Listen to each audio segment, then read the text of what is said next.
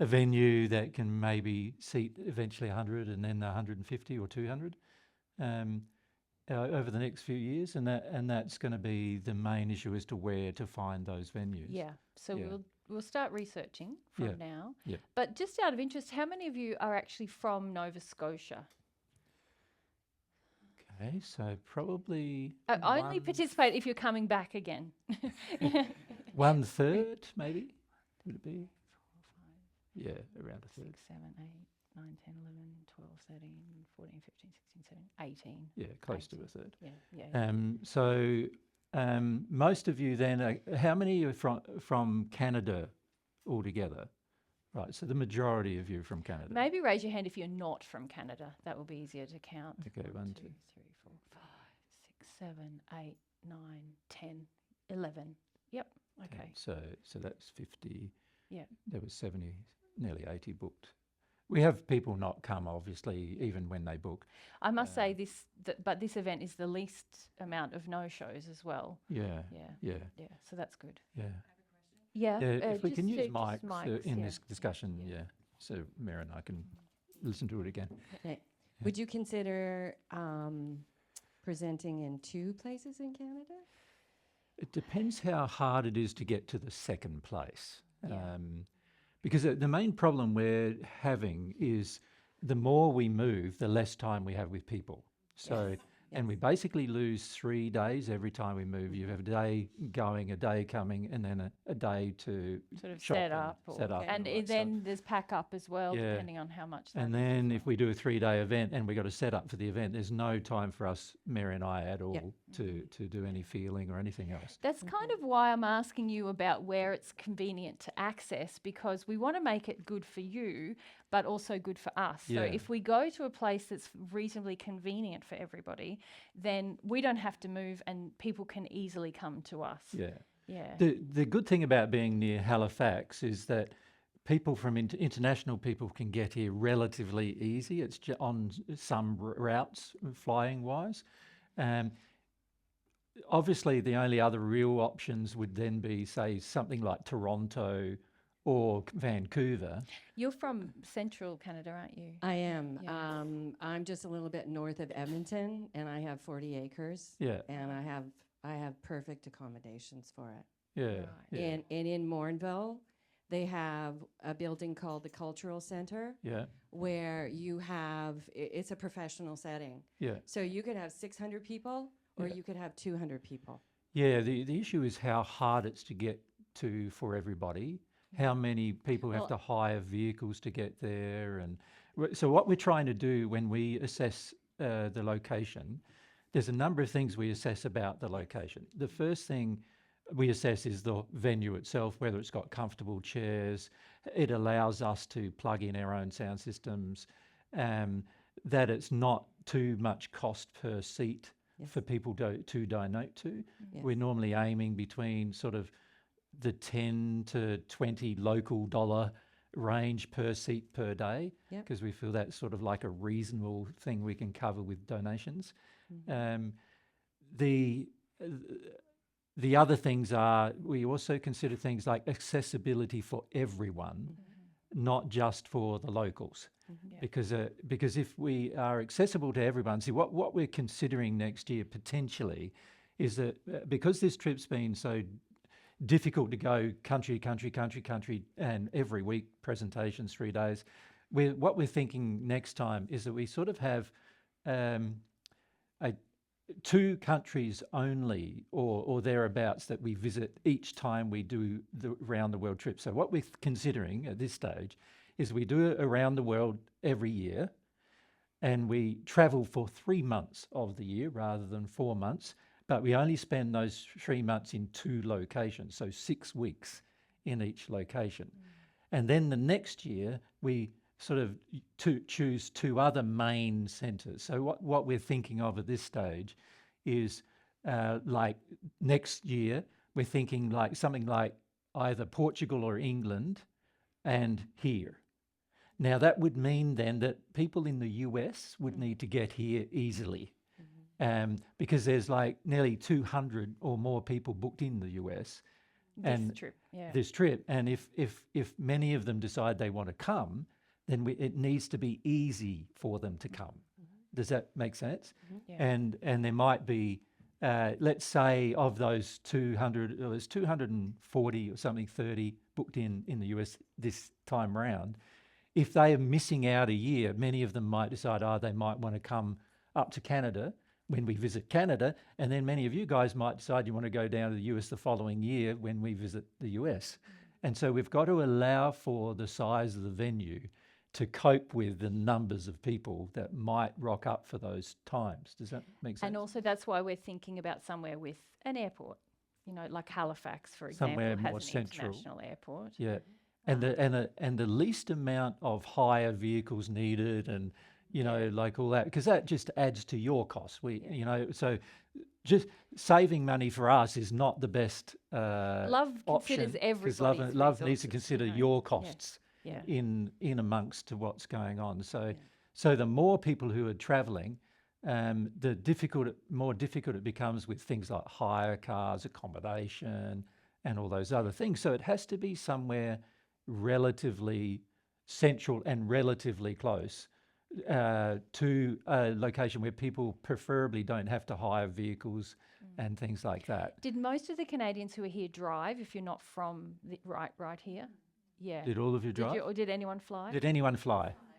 Canadians? Canadians flew. So quite a number of you flew, yeah. So you would have flown into So Halifax. particularly those of you coming It's from big. That's we Vancouver. thought you'd fly. Yeah. Yeah, because that's a long Yeah. drive, isn't Yeah. it? So you would have flown. Yeah. Yeah. it's, a, Yeah. it's a road trip. and a That's half. like Yeah. a Yeah. 10-day road trip, isn't it, almost? Yeah. So, Yeah. so we understand that we need to make it relatively easy to fly in, fly out, and to be to a centre that you can fly in and fly out to. We really love Nova Scotia. To give you our thinking about Nova Scotia, we do feel that one of our first overseas God's Way venues will be in Nova Scotia or New Brunswick. So at this stage, we have an interest in coming here too, because we've always felt that it would be one of our first places for a God's Way venue. And once we have a venue, of course, that's where we would go, to the venue.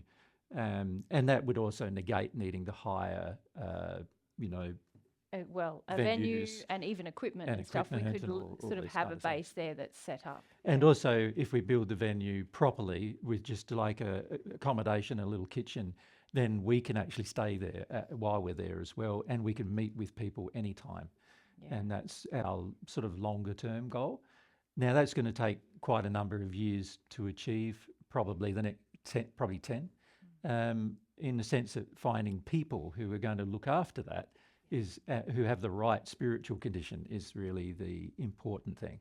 So that's sort of what we've been looking at, and we've been looking at this sort of latitude south of Halifax, right across through, so sort of middle of Nova Scotia, you could say south, right across to New Brunswick, the same sort of latitude. That's the kind of latitude we're looking for. So that's like the St. John's latitude in NB, isn't it? And then a bit in the country, but not too far away from a major centre.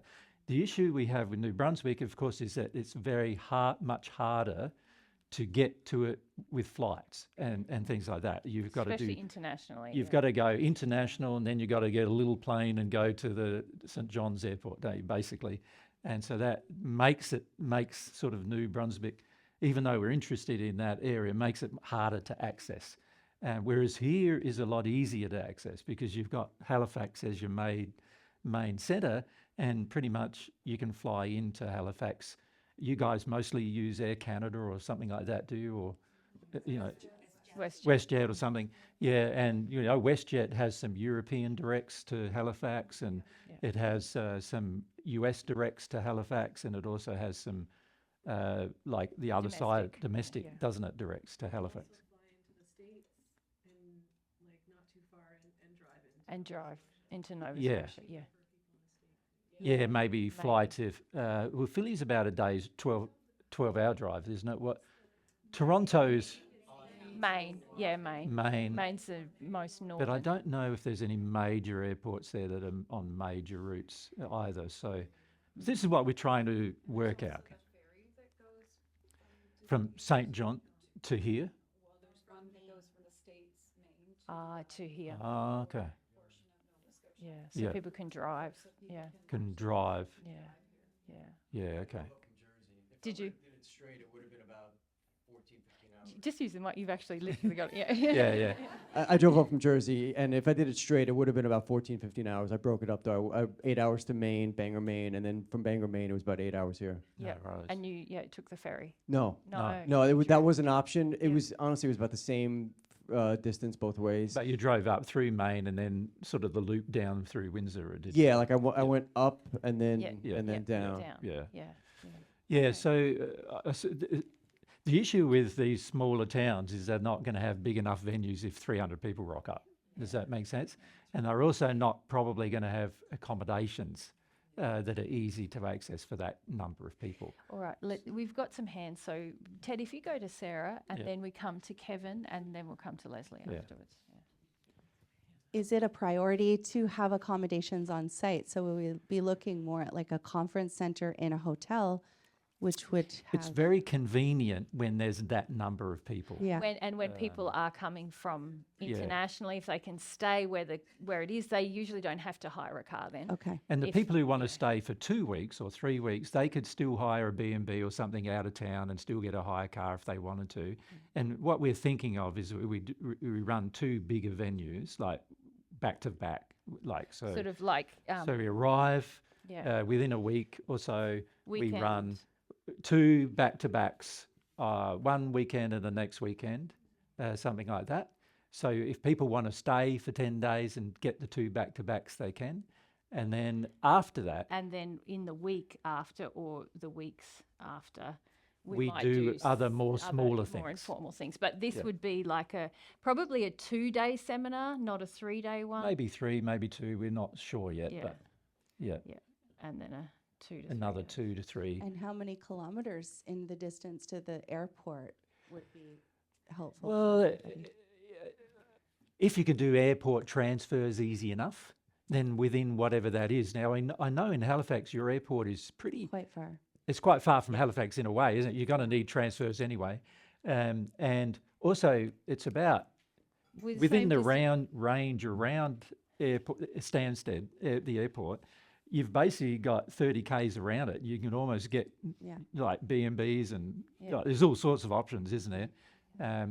But for the people who wanted to like fly in and just have an event, having it even at the airport's not a bad thing. Do you know what I mean? If There are they just want to hotels. fly in, do the 3 days, fly home, then they don't have any other costs other than just meals and accommodation and just rocking up. So that's sometimes the ideal option for that kind of thing. If we were considering actually breaking up North America into still a US, because we've got to go home through the US. There's no connector home to Australia except through the US, so we have to go via the US. And mostly we have to go via the West Coast. So LA is our way out of basically here. So we can also stop there for a week and run a venue on the way home. Do you know what I mean? And so for those people who just want to go to a venue and just have a 3-day event, we can still do that. So if we did that, that would mean that the Canada thing doesn't have to be as big, Yeah, right? I think that. Because most people would then go to the US. Because this would be weeks 3 to 6 here. Yeah. So we'd have the 2 seminars, week 1. Yeah, and then week 2. spend a bit of time with you guys, visit you guys. You know, it's pretty, everything here is pretty close together. So those of you who are already here, we can drive come and see you, have dinner with you, that kind of thing. And we can also do a little bit of a scout of our own for different locations we're thinking of for the future venues that we would like. And just and mostly it's not going to happen soon. It's because it takes time to find the people. But our hope is that it eventually will happen, and then we can, you know, that would become our centre that we'd visit via. We'd probably fly into Halifax still, and hopefully either in that latitude, that South Nova Scotia sort of latitude, where the forests are, preferably somewhere around there, we would have a venue, and maybe anything up to 2,000 acre venue or something like that. Property, yeah. Yeah. Kevin? Yeah, I was just going to add in Nova Scotia, there are a lot of either legions or community halls Yep. that seat, close to 200 or Okay. 100 to 100 to 200 or something. What's their chairs like though? And Well, these are this is what you'd have to plan for, because right? Like, if you guys take off all your cushions yeah. And sit and there sit just on till that lunch chair, and And see that- how you feel. yeah, it would be Yeah. very uncomfortable to sit there for an hour, right? Yeah, and I think I guess it would just be that if you plan for that and say, hey, we need to hire some chairs or something. Well, the then there's a- problem with hiring, this is what we've found in all of our, we've had Yeah. 16 years experience with this, right? Sure. The problem we've found with hiring things like toilets and chairs, and there's a lot more things that go wrong. And Sure. there's just And more everything logistics. Mary and I organise, there's spirits trying to undo what we Yeah. organise Fair all enough. the time. Yeah. So if they're going to go wrong, they'll go wrong. That's fundamentally how it works. Yeah. And so generally speaking, what happens when there's more than one venue to hire, and there's other logistics to sort out, usually at the last minute things get cancelled on us and all sorts of things happen, and then what do we do? Like then everyone's sitting on the floor, and that's not good for Sure. 18 hours either. And the ideal thing for us would be to be able to hire the one venue for a 10-day period that takes in the 2 weekends, Yeah. Sure. because then we don't have to pack up and do Yeah. all of that. that. It's just Yeah, um, that's an that's ideal, but often tricky But to it do. is though. relatively easy to pack up, so it's not too much of trouble to pack up. But we're happy that I suppose what we're saying is for the 2-week period that we're formally teaching, what we want to do is have that so that it's relatively easy for us with moving around and other things and logisticals. And then after that, we can go for a little road trip. So if we want to go across to St. John and do something there, or we want to, it's relatively easy to drive around if we've got a vehicle, and we can do little road trips here and there. And we've still got 4 more weeks, in the stay. And then if we shoot over to home, and on the way we stop in San Diego for a week or something, we can run a seminar there, and then the people in the US don't miss out on that particular trip. Does that make sense? It's a very similar sort of approach we're thinking of having with Portugal, where if we do go to Portugal, we'll shoot to our into Portugal is via Heathrow in London, and so if we're in London, we might as well do an event there and then nick off to Portugal. Does that make sense? And then spend 6 stay weeks longer there. there. So our general philosophy is going to be, we need some time. We don't mind doing a couple of back-to-backs where it's one place, move another place. But as soon as we do 3 or 4 or 5 of those in a row, it's very tiring. And not only very tiring, but logistically, if something goes wrong, like we miss a flight or something, everything falls apart. We were quite fortunate in a way that we had built in a bit of a break when we got to this venue, Canada. because we might not have been here. Yeah, because we had problems getting our equipment through the US customs. So we actually had to purchase a direct flight just on the day On off. the last day, sort of. Well, we had to stay another couple of days, didn't we? Yeah, But then in Ireland. we had to fly direct from Dublin to Halifax. Yeah. So, yeah. We met a couple of US customs officials which were not very pleased with us, and they just purposefully made it difficult.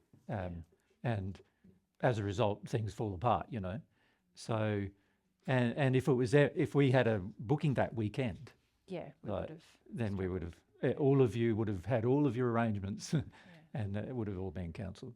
Yeah. So these are the kind of things we want to try to prevent. And if we're in a place for longer and we have a bit of a lead time before we start, then if things go wrong, we can fix that. Yeah. All right, who else had their hand up? Yep, Leslie. here. Leslie, And then Chamala, and then we'll go to Jess.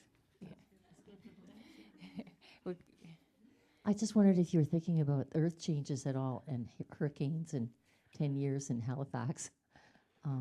things seem to, from an Ontario perspective, what I hear in the news seems like there are a lot of big weather events. And September is more like hurricane season, but Yeah. I'm just from Aunt. I don't know. You get some big storms come through here, don't you? Yeah, yeah. In October. In October. Yeah. Yeah. Yeah. Yeah. Yeah, Summer, you had one. not You summer. had one just recently, didn't you? Yeah. Not summer though. Summer generally not. Sometimes less often, yeah. The main reason why we're trying to structure our visits for summer is that there's less cancellations of flights in summer, and if we get a cancellation of a flight and we're doing an event next week, man, it makes it difficult then to get to the place, and then everybody who's trying to get that place also has problems. So for the most part, we're probably going to try to travel in the northern hemisphere summer when we come to the Maybe northern even hemisphere. spring. Sort of into spring summer, leading yeah. into summer. Yeah. So we're thinking something around sort of like May would be in Europe, and May, June, and then July, August or something here. Yeah. Yeah, that kind of thing is what. Or we do July and a bit of August in Europe, and then August, September here, something like that. Yeah. But we want to try to reduce it by a month for lots of practical reasons. But also we want to reduce the number of stops Yeah. because for again, lots of practical reasons. The more we can stay in one place, the more time we have to meet people. Yeah. Yeah. Yeah. When it's just short, we just rush in, present, rush out, don't really get to know anybody. Yeah. And that's really not what we want to do the next few years. We want to get to know some of you and that kind of thing. Yeah.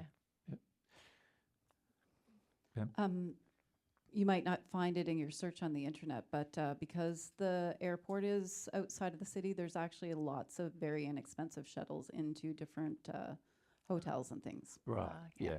Yeah. Sort of that the hotels, like an airport transfer. That's There is an airport transfer. I don't know that you Oh, actually have to stay in the hotel, but yeah, it'll take you from, Stansted usually to to- the airport to downtown. No worries. Yeah. yeah. All right. Okay. Yeah, we were considering like places like Toronto, but that's not where we probably want to centre in the future. So, and we don't want to have a centre on the west coast of Canada either, for some practical reasons as well as for some, economic reasons. And also it's not the kind of thing, Mary and I want to set up venues where there is a sort of a lower socio-economic vibe and a more farming type of a vibe than like in a city or something like that. Jess had her hand up Yeah. over there. Yeah.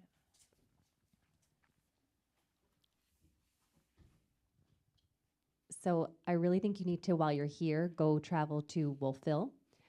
It's where Acadia University is. And because it is a university town, there are buses that come straight from the airport to the university to be able to drop students off. Yeah. And they have a local theater called the Atlantic Theater Festival. It has sort of an amphitheater seating, but it's like a miniature version with comfortable seats, Yep. bathrooms, that kind of thing. There's also hotels there, the Old Orchard Inn, Yeah. Yeah, where I there's a saw lot that. of weddings. Yeah. And so again, they have, and you can actually stay in the summer when their students aren't there. They rent out the dorms for Okay. very cost-effective price. So okay. Wolfville could be Could be a an really option. good option. And Option, yeah. it's rural, but it's town. Yeah. There's lots of farming. It's on the bay, isn't it? yeah, Yeah, and it has the Yeah. yeah. The issue we often face, and it would depend upon how religious everybody is.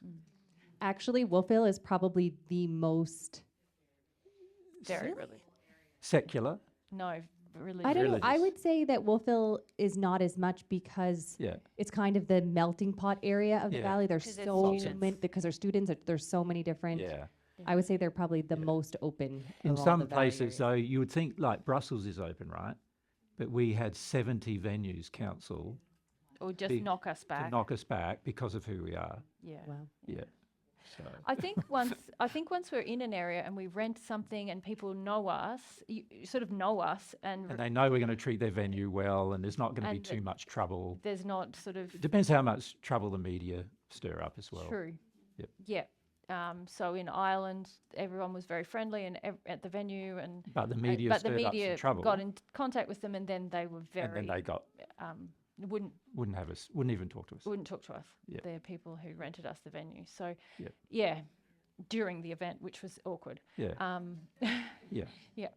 Yeah. So these kind of things happen, and we've got to make sure that there's a least amount of risk for everybody. Because if all of you've travelled to a location and then the venue counsels on us because of whatever reason, they've had an interaction with the media that's claimed something false, and then they believe it, and then they counsel on us. And this venue in Ireland, they almost counselled on us on the spot.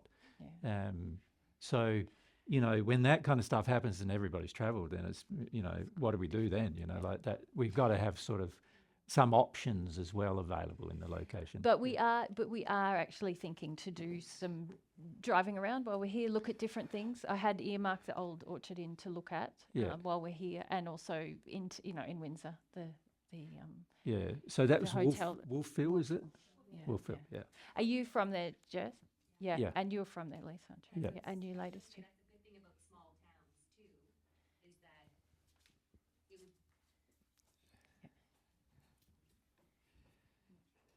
Everybody kind of knows everybody. So if you had a couple connections to the people in the town, even if one venue canceled, you probably know somebody's dad who owns another venue. And Yeah. So- we also find the That's- opposite also occurs, It's also Really? it can be really good, or it can really Be go bad, south. where yeah, everybody there just blanks sort you. of Yeah. turns. gotcha. We've There been, is a town in England that had a town meeting and said that they would never have us back. No So, way. Yeah. Yeah.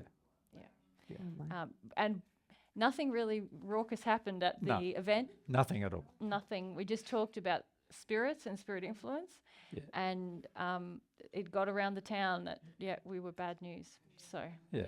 yeah. Yeah. Yeah, so it can work either way. And actually, for you guys living there, It can we work go either home, we're like, way. "See you." So it's Yeah. just a warning. Yes. Yeah. Yeah. Yeah, but it's a good way to deal with emotions. Yep. Yeah. Yep. So sometimes we find, a location can be quite offish with us, particularly when the media gets involved. Yeah. Okay. That town is known as quite a spiritual centre. So, but obviously, they didn't want us to mess with The spirits didn't want us to mess with anybody in the town. with their spirit So they connections. made sure of it. Yeah. Yeah. Yeah. Over here. Yep.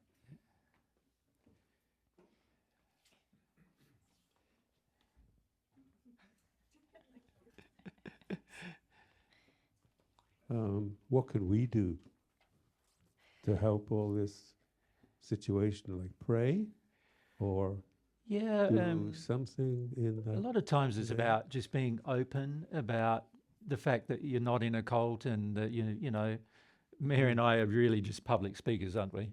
Mhm. Visiting a location. That's really all we do. We don't interfere with your lives or anything else like that. And, of course, what we teach might interfere with your life, as you found out yesterday, right? But obviously, all we're doing is sharing truth, and then whoever comes can leave whenever they want, that kind of thing. So the main thing is to be frank and open with everybody when they make these kind of comments, and that can help dispel, rumours that are false and things like that. That being said, even where we live in Australia, everybody, Well, it's a little bit. It's quite a rural community, probably Yeah. not dissimilar to this one. and highly religious. highly religious. Yeah. Initially, a lot of people just were so up in arms about us. I think over the years, people have realised we've done business with a lot of those people. Yeah. They've realised we Mind pay you, our bills. we've had a few businesses who are run by Christians who wouldn't will do, not do who do won't this do at all. business with us. Yeah, yeah. And some people who are still quite prejudiced against us. Yeah. But then other people are less inclined to be prejudiced. and Yeah. sort of- Yeah, all I do personally is I mention you. Yeah. and then leave it at that. Yeah. And like I said, there's, But also there's a when website. people Go on. make comments that are of to be false, it's always good to speak up. Yeah. Yeah. That's the If key thing. If that's in your, you know, in Yeah. your Yeah.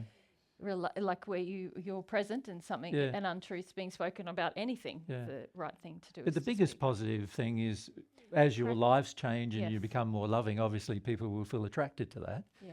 And then, of course, they will ask why, you know, what's happening, and then, you know, that usually improves the situation. If you practice what we share, you become a happier person, you become a kinder person, you become a firmer person. Some people don't like that, but over time, a lot of people come to see, oh, wow, that person seems like they're doing better in their life, and that's probably the best way to dispel the myths, isn't it? Yeah. Yeah, we feel you guys in Canada are very similar to us in Australia in the sense that even when there is some intolerance, it's not extreme. When you go to the US, sometimes the intolerance is extreme, and Sort of in Europe, prone some to places, violence. the intolerance is extreme. You know, we found England to be pretty tolerant, you know, for the most part, but we have been banned from a town in England, as Mary said. So, you know, it just depends on where you go and what. And a couple what of you people do, you knocked know. us back at venues in Yeah, England as well. yeah, we've had some knockbacks. Again, due to religious, like there being community halls that we try to hire. We tell them who we are up front, because if we don't, It's always our policy, just be very open up Yeah. front, because then if there's prejudice or if people want to, it's much better to do that rather than get halfway through an arrangement and Yeah. then people get worried. That has happened to us, where they say they're fine and then they look us up on the internet and they see that terrible, you know, false news reporting about us, and then they get very worried and withdraw. yeah. But Yeah, or you know, as soon as they hear I'm claiming that I'm Jesus, that's it. For many, it's just like, no, that's it.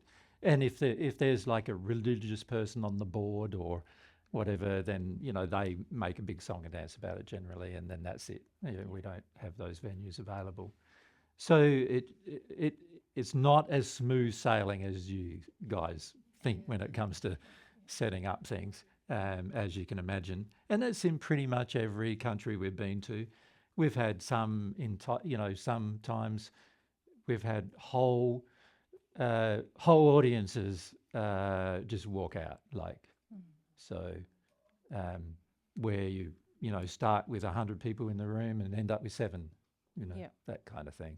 So it's not, it's not always smooth sailing, or a lot of times we find when one person has invited lots of other people, if that one person gets offended, then all the other people get offended. We had a situation in Portugal this trip where there was a bunch of Buddhist spirits who come along with one person, and they were quite offended with some things that happened during the week. We had a talk with them, and Mary and I tried to help the Buddhist spirits who were not progressing, but hooked into a lot of people on Earth, and half of them progressed and the other half didn't, but the other half got angry, and so they got very angry with the people on Earth about us and so forth. And so, you end up with, it's funny because sometimes you end up with more people because of it, and sometimes you end up with less people because of it. It just, depends upon the spirits and the people and their interactions generally as to what happens. So these are the kind of things we deal with regularly. And the key is to try to make it in such a way that it's arranged in such a way that it can go as smoothly as possible, basically, given all of these constraints is what we try to achieve. But yes, you can pray, but Yeah. also, I think the best thing is to practice the principles, God's principles, Yeah. because that brings you to be a person who will speak up when untruth is Yeah. being presented. But and not in an angry manner or In a a- belligerent manner. not in a defensive manner, Yeah. just in a, Yeah, that's not true. That's what I was thinking of, being an example Yeah, Yeah. of something. yeah, Yeah. That's the best that yeah, it is, yeah. it I is can do. Yeah, it the is, very yeah. best thing. Yeah. Yeah. Yeah. And we feel, for lots of different reasons, which we won't go into now, we do feel Canada has always been, it's always been on my radar. I visited here, what was it, probably 17 or 18 years ago, I think it was, and I've visited a couple of times. And I've always felt that generally people in Canada are more tolerant of things, and as a result, they're generally more open-minded than many. And that also means that when they do hear truth, they become quite enthusiastic about it as well. So, yeah, so I feel that's the advantage of coming here, and that's why it's one of the places we would like to get started first. There'll be other places around the world we'd like to have the same kind of thing as what we've set up in Australia now.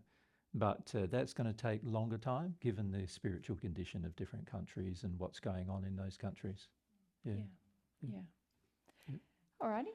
Well, I think we've covered what we wanted to cover there. Just Yeah, to let you so- guys know what we're thinking. So I think next time we might look at Wolfville, Yeah.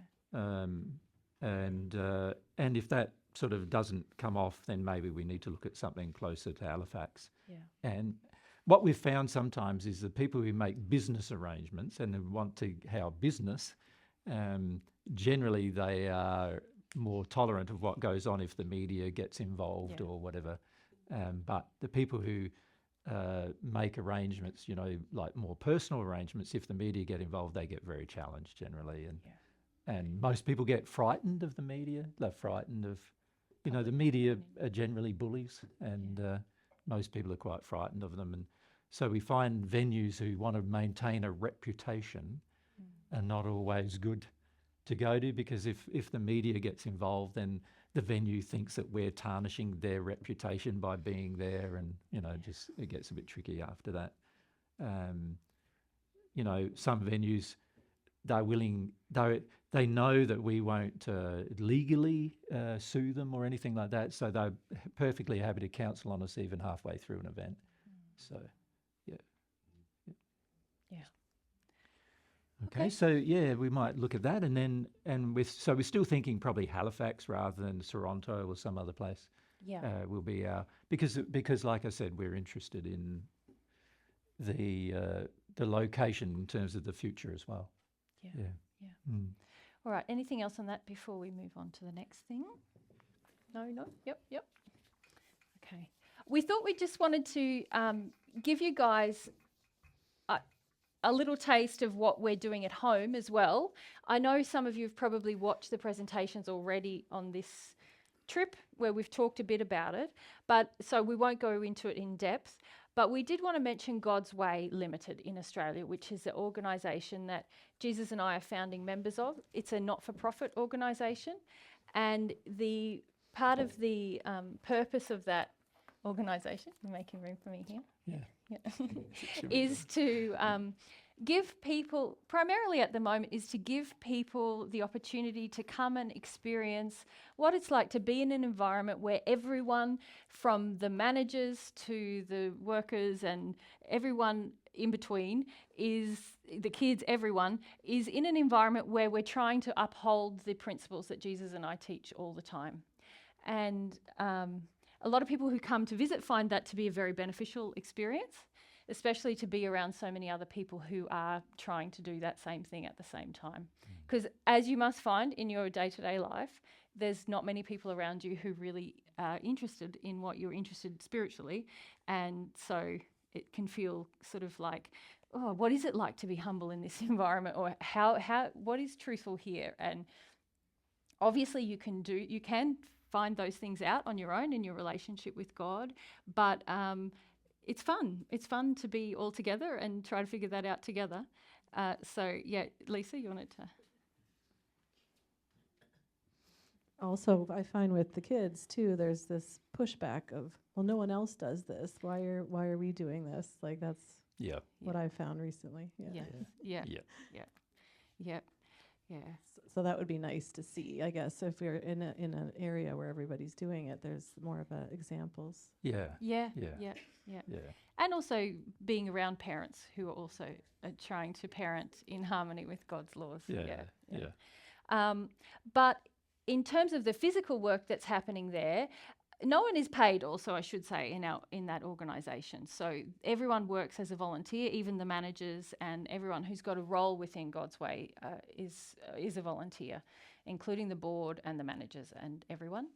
And we've been very benefited by the donations of certain generous people, mainly in Australia, who have donated quite large properties of ex-farming land, which we are working to recover environmentally, using lots of different experimental methods, which is also fun. We get to experiment with what's God's laws in practice in terms of environmental regeneration. And we've benefited from quite a lot of heavy machinery as well that's been donated. So Jesus has designed a project called the Terrace Project, which is about creating terraces or flat areas on land that's been heavily eroded, very steep land, through cattle grazing, and sort of creating places where the water can gather. And we've been doing lots of experiments with seeding and various things in those terraces. And they're So maybe a few of the details would be good about that. So God's Way in Australia owns 1,000 acres of land. At the moment, they're looking at selling 600 of those acres in order to build a venue. But so that would mean we're left with 400 acres. And the projects, the donations they've received, this is God's Way, not Mary and I, have probably totaled close to $2 million from different people in Australia. And that has enabled buying this land. And also, there's been machinery donated. So 20-ton excavator, 20-ton dozer, tractor trailers, to a couple of vehicles, a van and a four-wheel drive. Mary and I donate to God's Way as well in Australia. And so it's like a fairly big operation in terms of, and it's all about recovery, at the moment, environmental recovery, as well as the focus on building our first venue. Yeah, that's a first venue, so that we don't have to hire venues. Yeah, that's our big goal at the moment in the organisation, is to raise enough capital to be able to create a venue that we can hold regular events in the local area year round. Yeah. And when we're not there, that other people in God's Way can do presentations about spiritual matters or environmental matters, or even anyone in the local community who has an aim that's in harmony with love could use the venue as well. Yeah. So that's our desire. Yeah. So I tell those details because in terms of, like, if we do something in the future in Canada, you can see we're going to need a similar amount of land for all sorts of reasons, and a part of it is it's not like a community. It's not going to be a community living centre. It's a teaching centre, and we call them God's Way learning centres. So in other words, it's a centre for teaching God's like what Mary and I are teaching in practice. Where people can come and actually spend days or weeks there and actually put into practice the principles, and the managers are making sure those principles are adhered to. Yeah. So that's the point of it. And it's also to create a centre where anybody in these locations can come there and know God's principles will be upheld here, right? So it's sort of it gives us the beginnings, I suppose you could say, of helping every person in the country initially, and then also on the continent that the centre is in, to have a place where they can go to and find out the truth about what Mary and I teach, and also how it looks in practice. Yeah.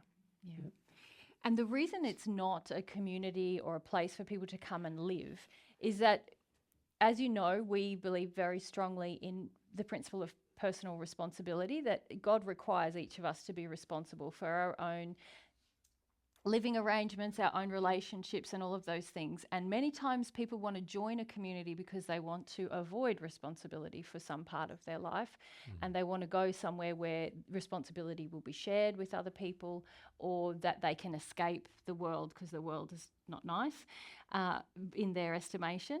And we really believe that the future of God's truth on earth is that people are in communities and living God's way as an example, and that every person is equal in God's eyes, whether they believe what you believe or not, and worthy of love and respect and, you know, all of those things. So we're really not interested in creating a Special special community, yeah. separate place.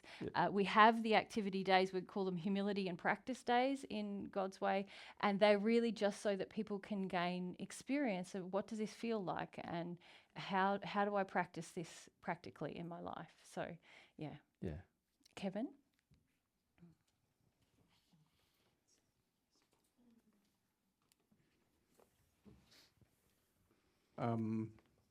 I don't know how to quite ask this, but you have a definite tone and, or not tone, but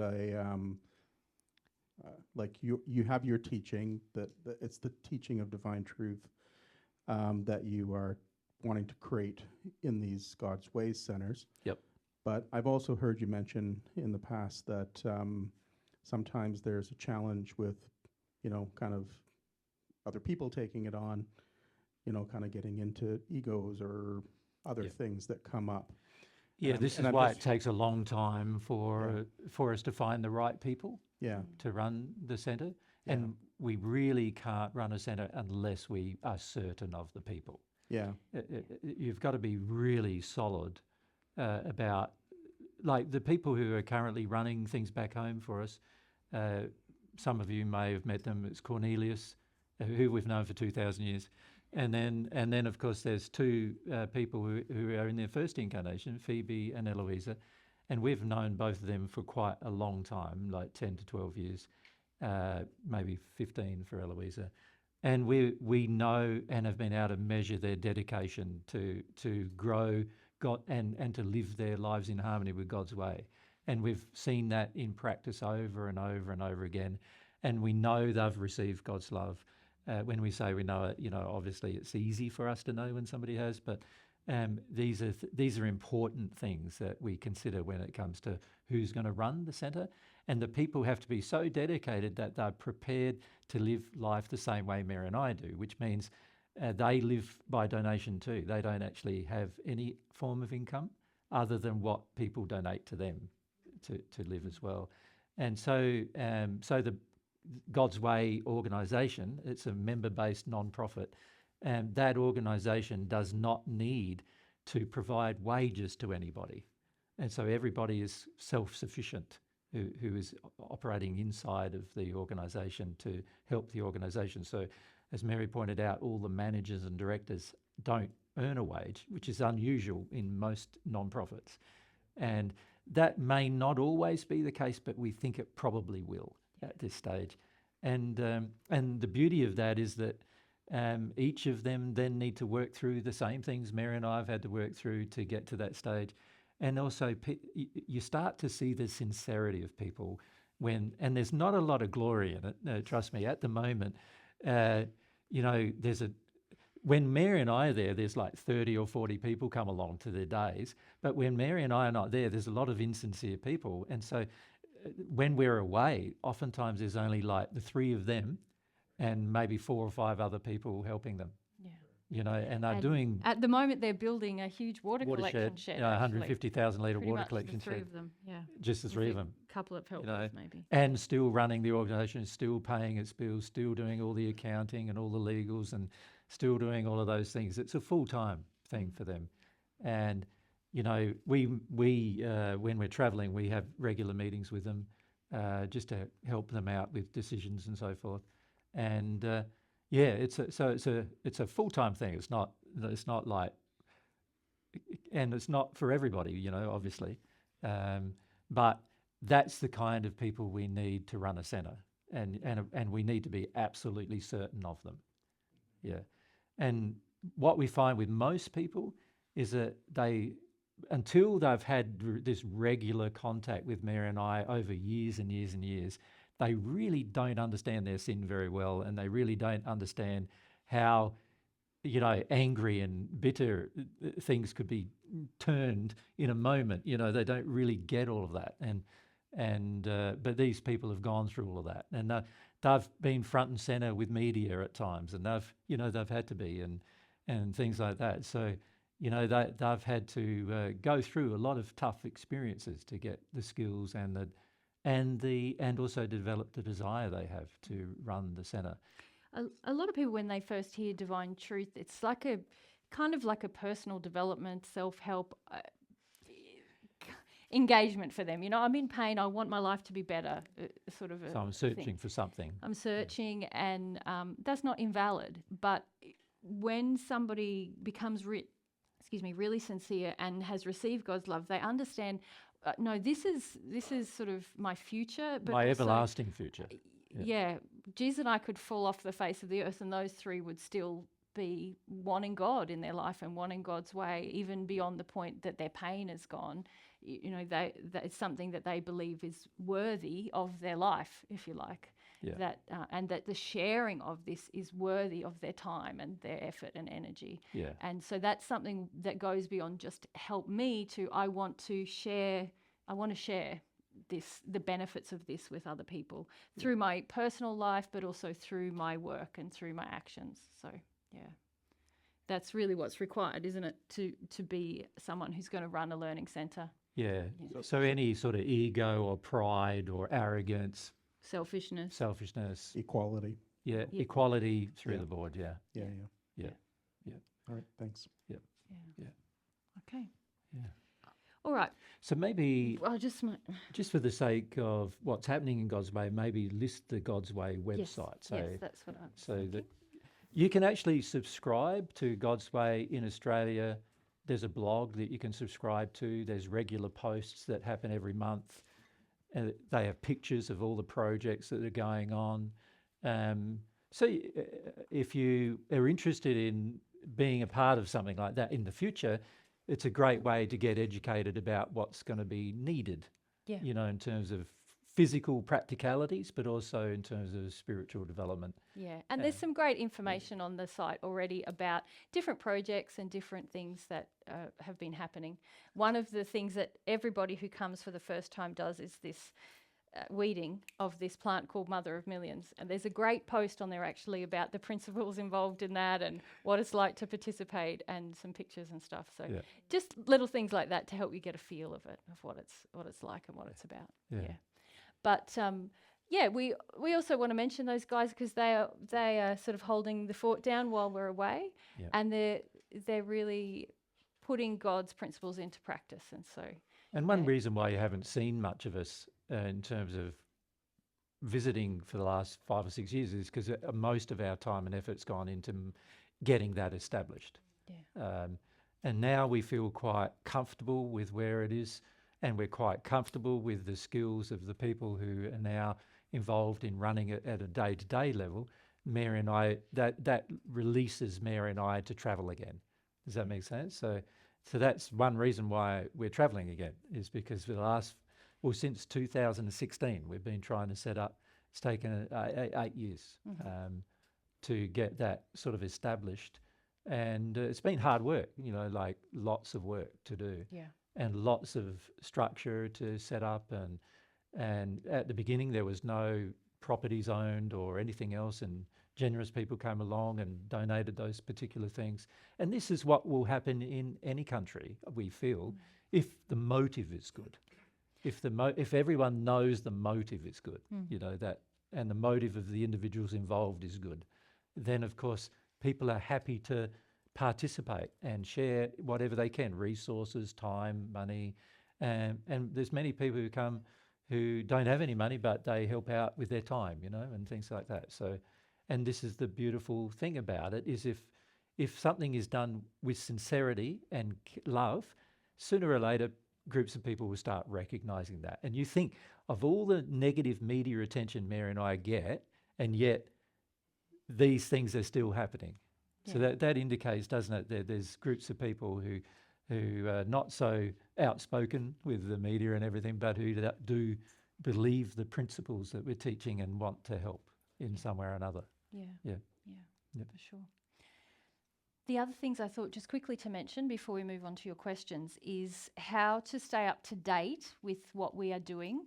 So I think most of you would know, but I'm going to write it up here as well, for anyone watching a video as well, that we should say that our website is fairly out of date. Jesus has been the creator and updater of that website.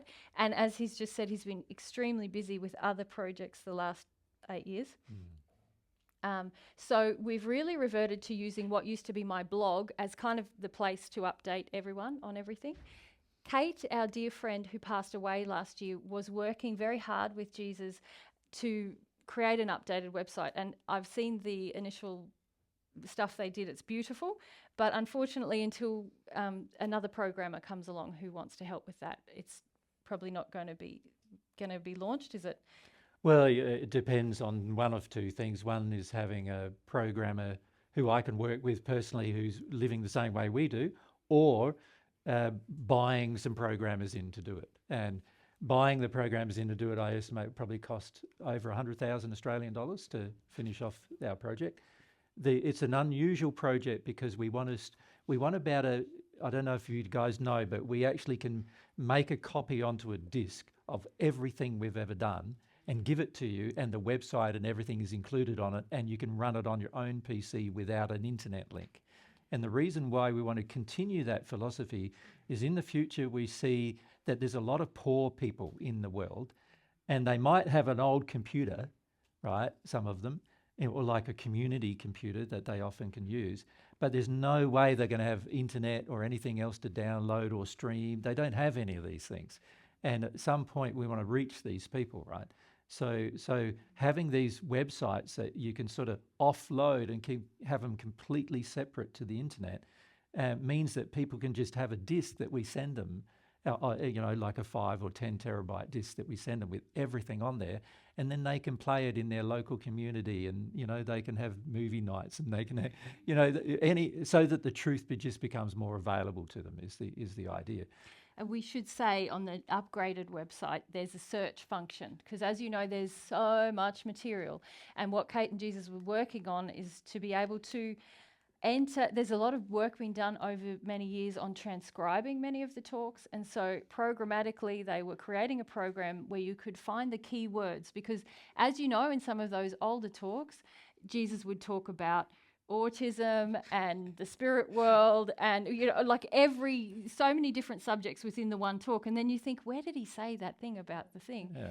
So what they were doing was creating a keyword search in the transcription so that you could enter a keyword and it would return to you the transcript and the video and the audio of every time that was mentioned with a timestamp, so you could literally go there and listen to it. So it was going to be a way to make all of what's already been presented very readily accessible in lots of different ways. So having an offline function of that would be very handy, because you don't actually have to have an internet connection then to search to find information. It's like having a database really offline. Yeah.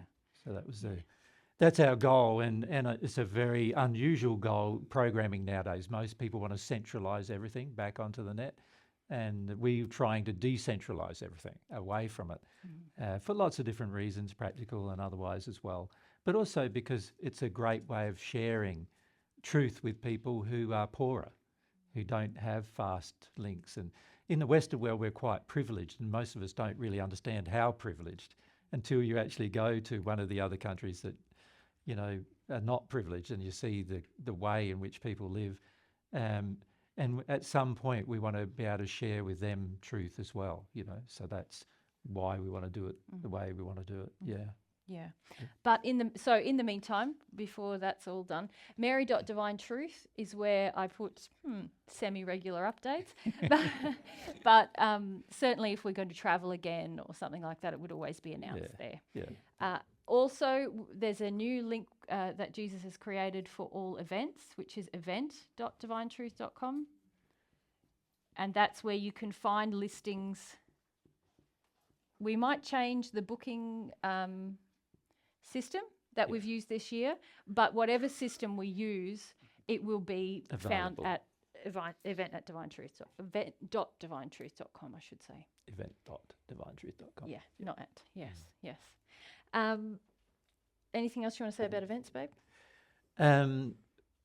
We're finding with our planning for events that you know, we're having a lot of people not come.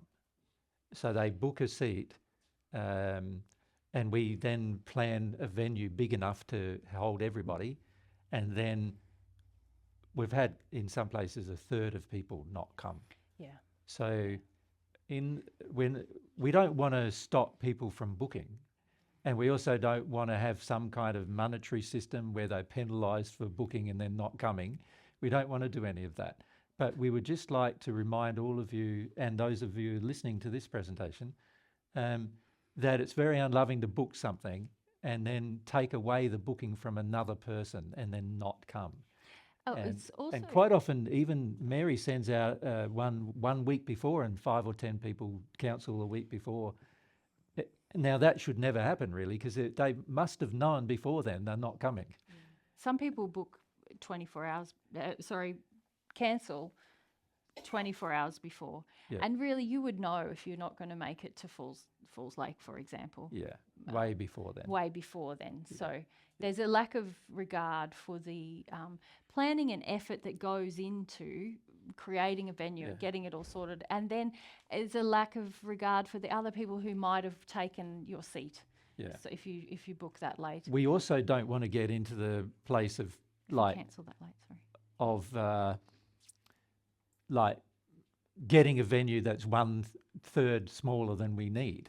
So if there's like 90 people booked, we get a venue for 60. We don't want to do that either, because if 90 people do rock up, then 30 of them don't have a seat. So it's a bit tricky when you're doing free venues, because free events, because everybody thinks that, because it's free, it doesn't matter. And in fact, it should matter more, actually, that it's free, that you want to help out, like in terms of keep it free. And so when it comes to venues and that, Mary and I, obviously, for most of our venues on this trip, Mary and I, we pay for them directly ourselves, and we pay for them out of donations we receive. But in the case of this trip, quite a lot of the money has come from people in Australia to pay for the venues, actually, not from people where we've visited. And in fact, in some venues, we've had very poor donations when we've come to the place. And if it wasn't for the venue in Australia or 1 or 2 people, we'd be we'd have to go home before we come to Canada, like that kind of, in terms of running out of funds. So we find generally that it all works out, but we would just like to remind those of you who have booked events in the past and then don't cancel and have not come, that is a very unloving thing to do. Yeah. And we'd like you to do better with that. so that if you book something, you either come, and if you know you're not going to be coming and you can't plan it, then cancel the booking and we can give it to somebody else. Now, we're happy for additional people to come at the venue, particularly if there's the seats available. So, what happened in some venues is some people missed out coming because other people who had booked didn't rock up. They were free, and we could let them know, and they could get there in a bit of a rush, but it's not always possible to do that. So it's far better if what we're trying to do is make sure the venue accommodates everybody who's booked. Yeah. That's what and we're trying to some, do. really. Yeah. Yeah, we like to do that. Yeah. Yeah. Now, there's a few venues in this trip where we haven't been able to do that because they've been at people's homes or people's private homes. And when it's run at people's private locations, we are to a degree constrained by the requirements of the person. And this is, we're happy to do that. We're happy to visit a private location and where there's only room for 30 or whatever. And we're happy to have a chat with anybody in any location, right? We don't care how big or small the location is. But the problem with some of the smaller things is we found there's 2 going on next week and the week after, not next week, the fortnight's time and the week after in North Carolina, and the venue was 35 size for 35 people, and there's got like 70 people booked in, and it's sort of like now we need to start looking at other venues, but it's too late. Yeah. So sometimes what we have to do is plan sort of ahead a fair bit. So that means that a lot of people are on a waiting list, and a lot of them won't be able to come. Yeah. And we don't want to get into that stage where people want to hear some truth, but they can't come. Yeah. So that's the other thing we're trying to sort out in this process. Yeah. Yeah. Exactly. Okay. Good. I will just also mention donations because, as Jesus mentioned, it's through the donations of others and yourselves that we are here. Oh, gosh.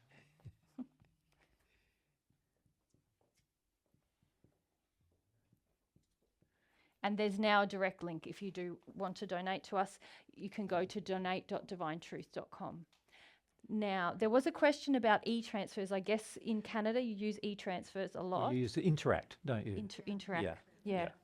I'm just going to check my phone and see if we did a test this morning to see if it works. To see if something works. Yeah. You might not have the best internet connection. Here. Yeah. Yeah. It is actually working, so. No. No, it won't. It will do it to me. Yes. Yeah. Okay. Yeah. All right. So the problem is that Interact doesn't seem to allow donations to our business account, Divine Truth Yes. business account. Yeah. But it does allow donations to Mary's account. Yes. So So to do that, you would have to make it a personal donation. It still benefits both of us, obviously, but you would send it to mary@divinetruth.com, not donate@divinetruth.com. or donation, it is. Oh, yeah. Yeah. Usually, to use your e-transfers, you would have been entering donation@divinetruth.com. If you change that to mary@divinetruth.com, it will work. Yeah.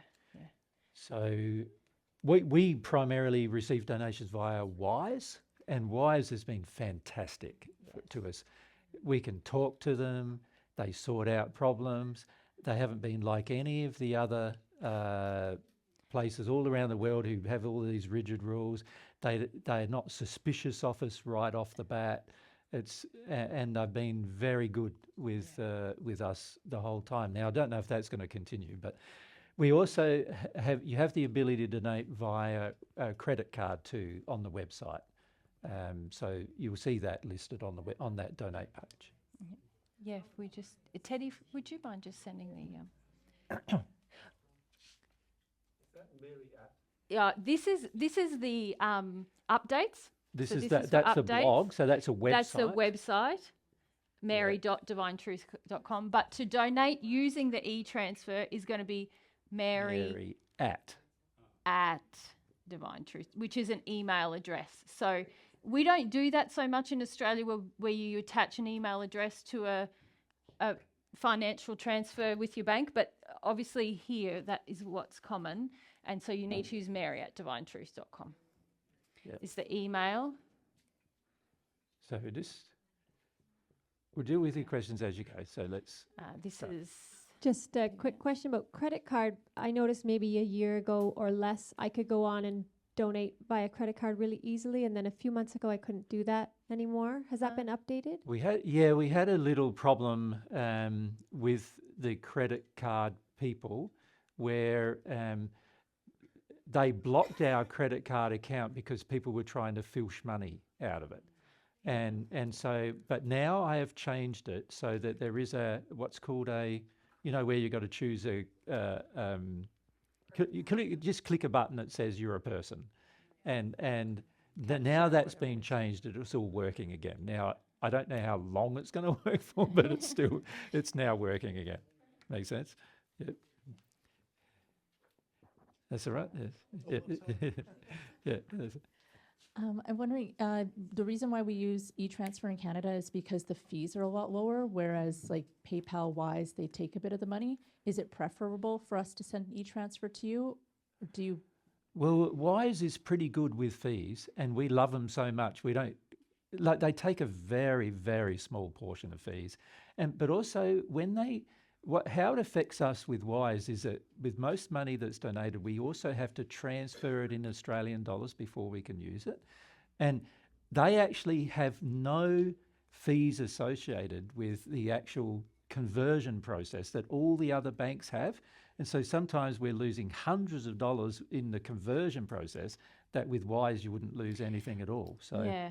So this email address that you use is going to come to my Wise account. yeah. So in Australia, to do a bank transfer from, say, your bank account to my bank account, I would go into we have what we call online banking, and I would enter, or say I'm transferring to you, I would go into my banking and enter your bank account. But in Canada, it seems like you just use an email address. Yeah. Yeah. Yeah. Yeah. And so I've linked, that is the email address associated with our Canadian Wise bank account. So it should be comes like into a bank. Like into what- Wise anyway. It does come into Wise. Yeah. So Do you have a preference? Because I could do both, e-transfer or Wise. Is there one that's preferable? Not really. It's going Wise to is all go into the Wise account anyway. you're talking about Wise direct to our Australian Wise. That's probably easier for your accounting.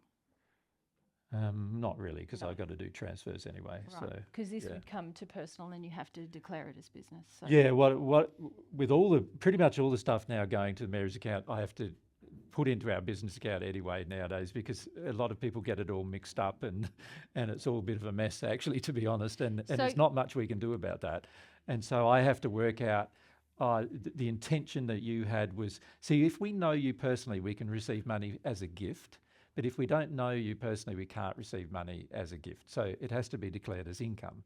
And so in Australia, we declare what we receive as donations as income, except when it's a gift. That we also have a stat dec in Australia where you actually write a legal document saying it's a gift.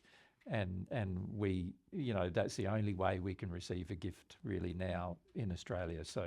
So most of the time it goes in the end, it ends up in the business account, and then we sort it out there. So really the answer is whatever's easier for you. Yeah.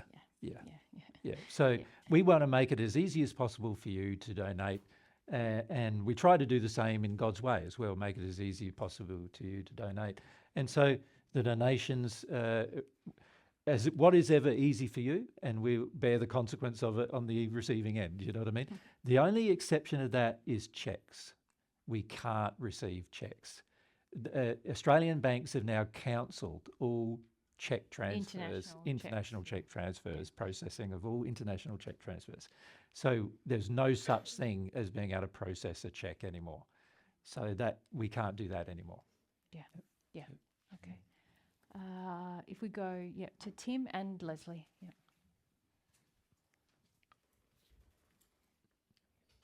You just said as a gift. Now, I would much prefer it to be a gift. I don't want it to be income, so it's not clear to me how it becomes a gift.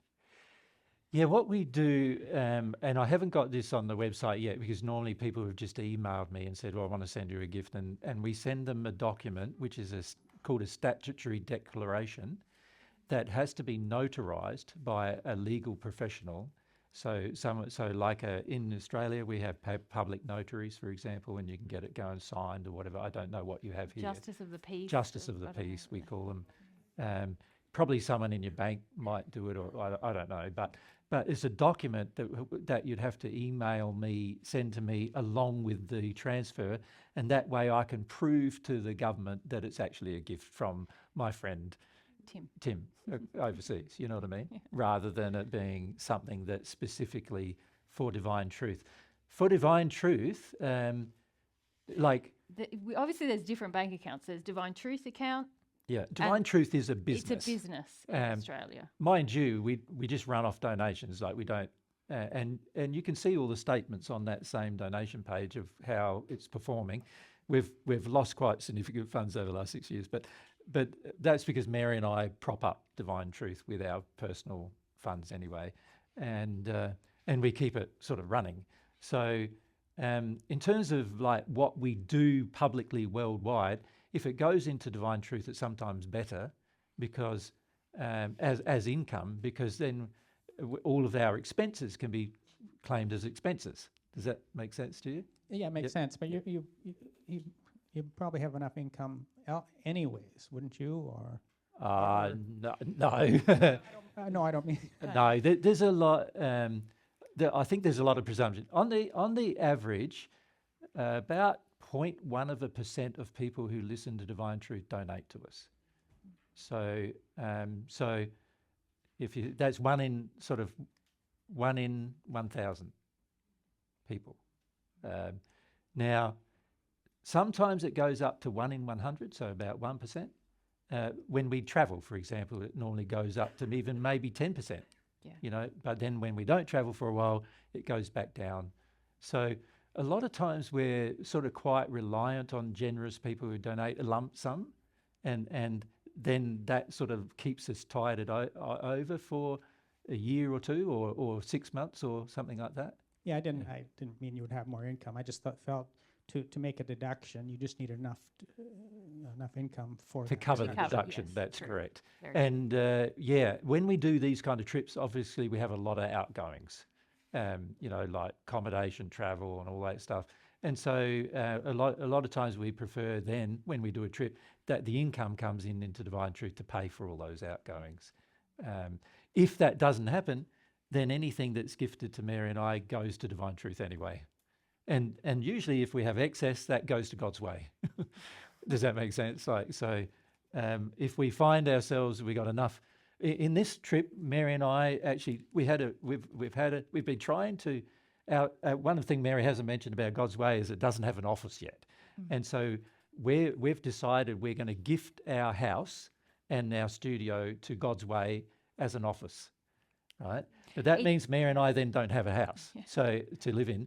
And so we're going to have to build a house. Now, we've been saving up for about 14 years to build a house. But when it came to this trip, we needed some extra funds to pay for the equipment on the trip, which was nearly 50,000 Australian dollars. And that came out of our funds for the house. So it's just going to delay our house a bit longer, that's all. But so we're hopeful in the end that we'll be able to, I don't know if many of you know, but we had these 2 tents that we had on our property that most of the time we lived in a year round.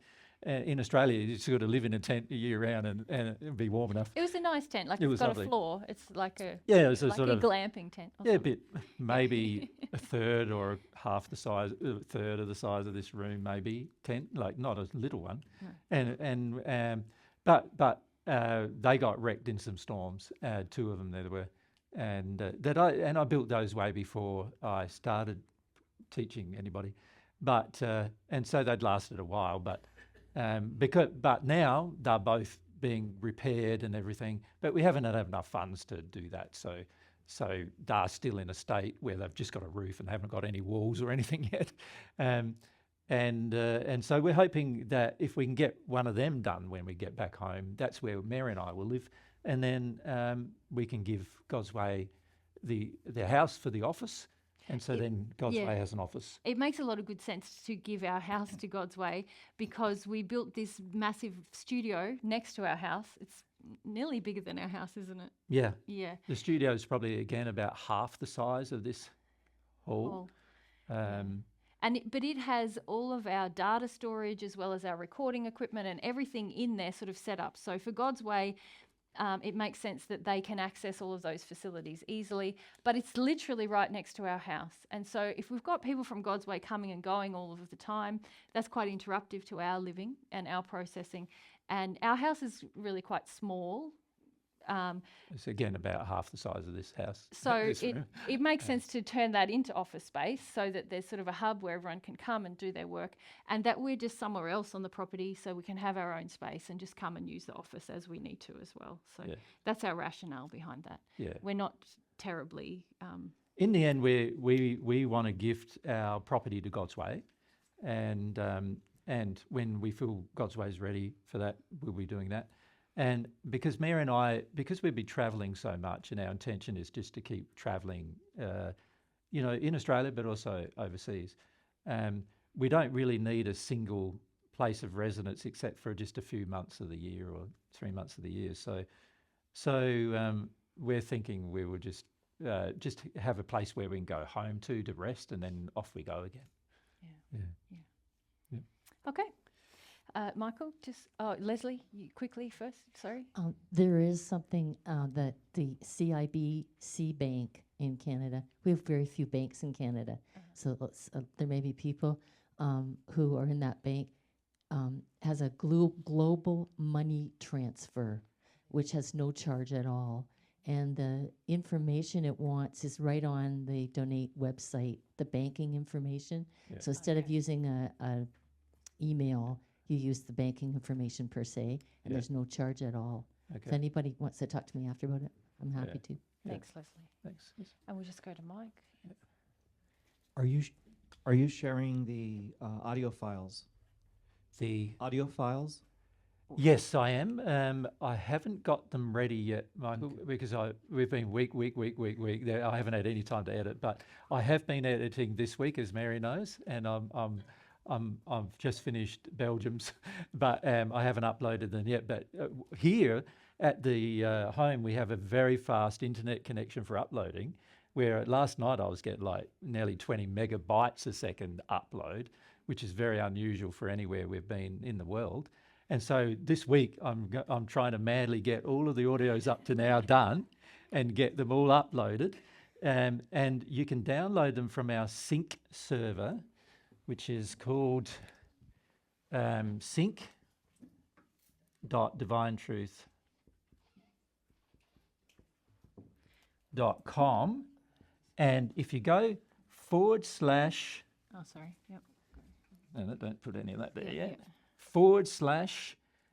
/WW, underneath that you'll see there's ORD high and ORD low.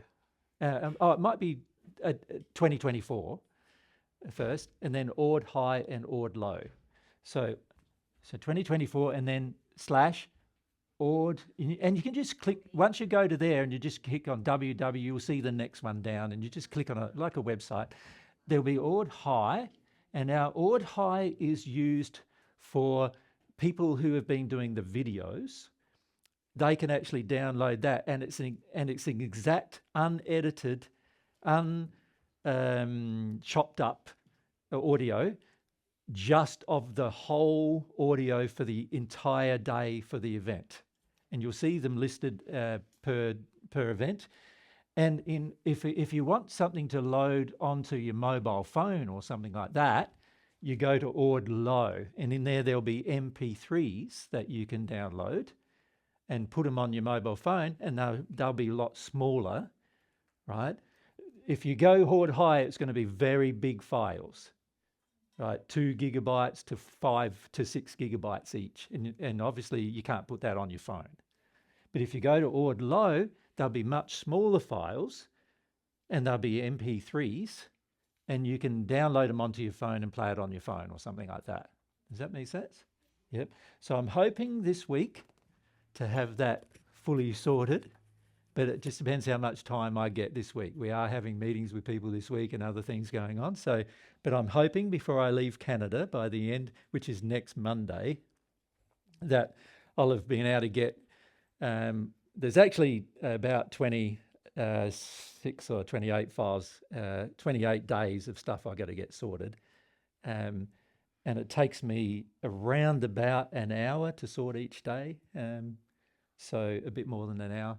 So it's going to require about 30 hours this week of my time to get that sorted. So, but if I don't get it sorted this week, then fundamentally it's not going to get sorted for the rest of the trip, because every single week from now on, we've got, 4 day, and then a 3 day in and out, and and there's not much time.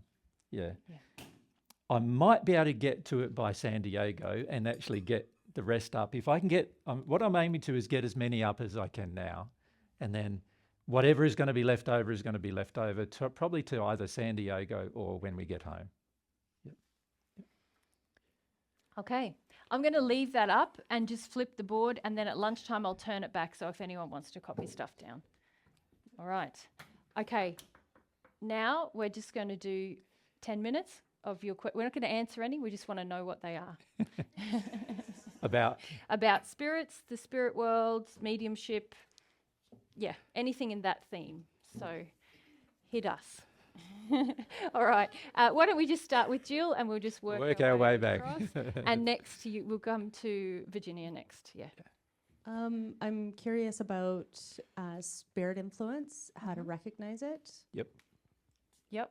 Okay. Good. Jay, I'm going to write. So if you indicate people, Virginia. Yep, next. We'll just work our way along. You were too. You were curious about spirit influence. Interesting law of attraction.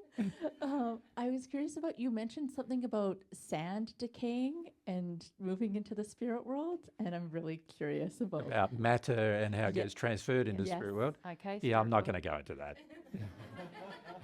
Oh, it's interesting, but it's not.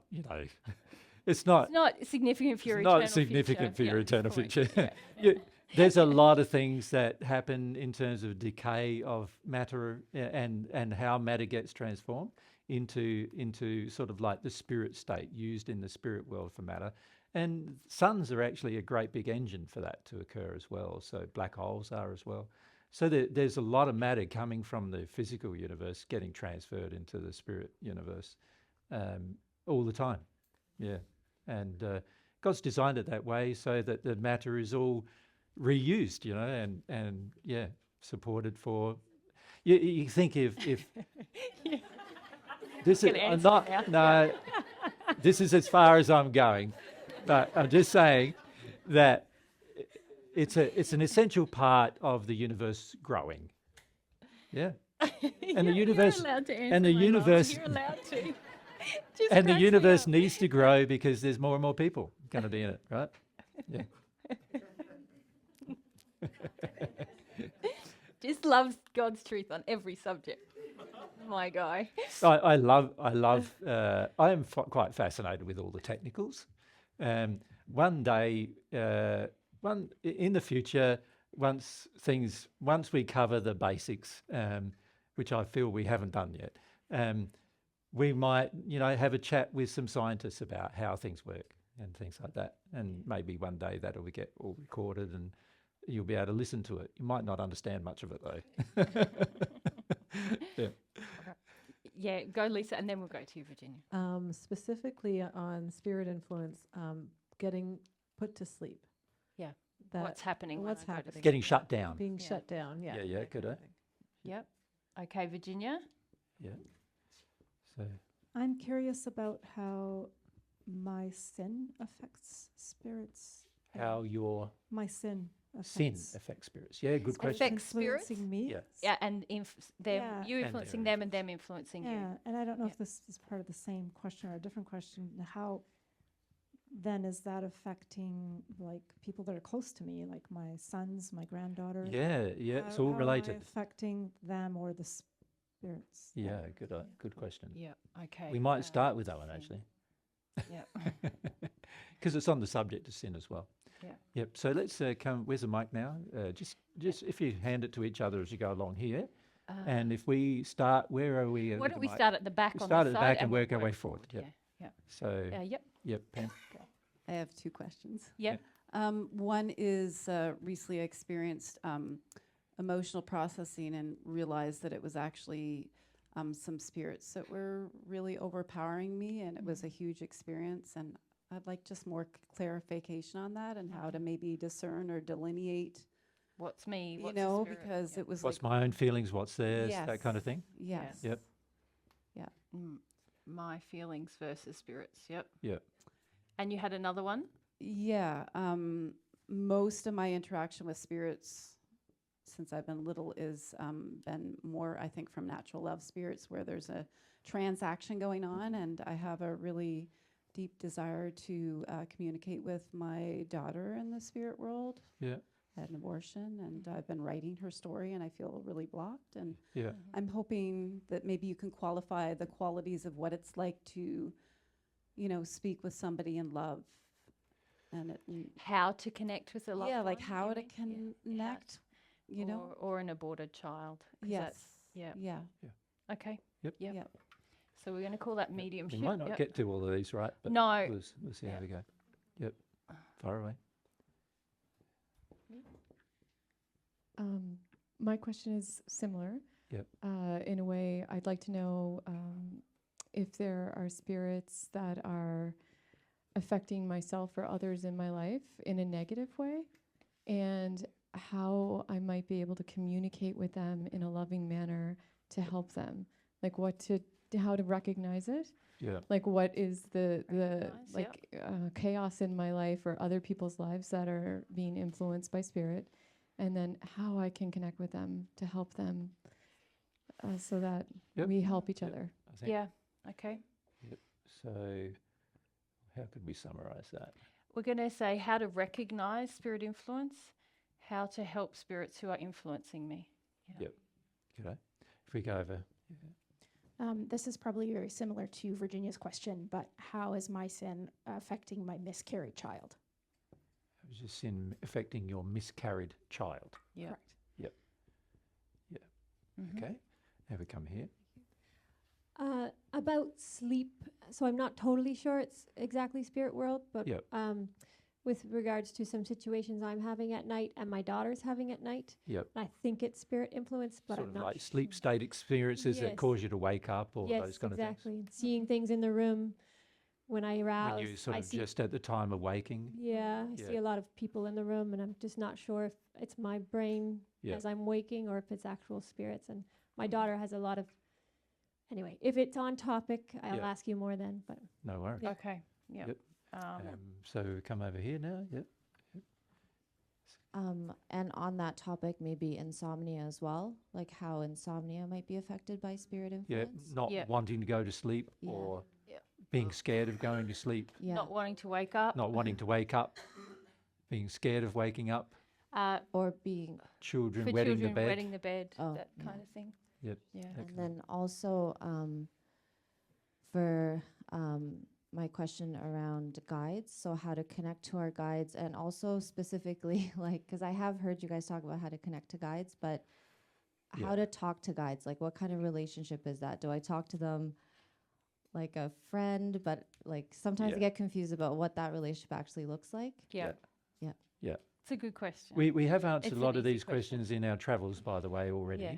So some of them we might not answer because we've already answered them. But very quickly, your guide knows you so well. Yeah. You don't have to be all like formal with them, you know. They know you. Yeah. You just they're And they see everything you do, by the way. yeah. That's scary. They heard you.